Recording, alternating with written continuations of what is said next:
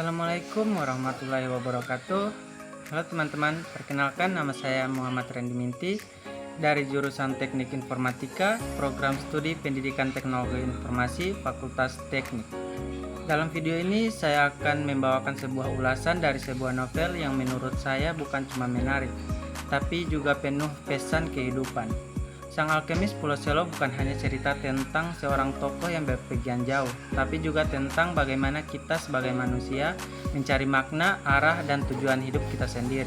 Yuk simak sampai akhir dan temukan kenapa kisah ini bisa begitu menyentuh banyak orang.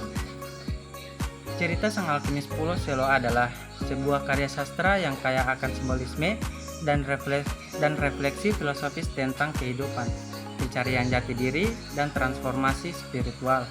Kisah ini mengangkat perjalanan batin seorang tokoh yang merantau dari tempat asalnya untuk menemukan makna hidup sejati.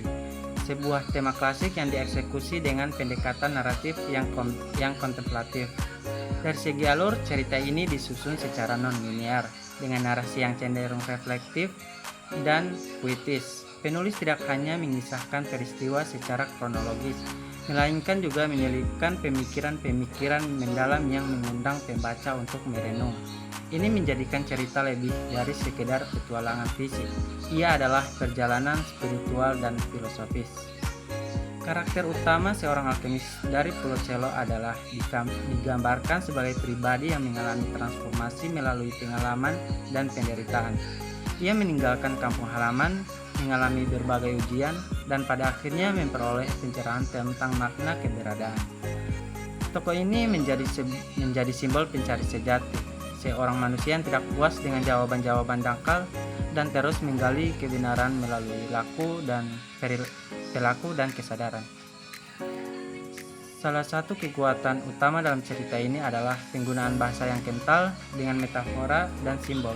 Pulau Selo sendiri dapat dimaknai sebagai tempat asal yang penuh makna, sedangkan perjalanan keluar pulau mencerminkan proses pencarian identitas dan kebijaksanaan.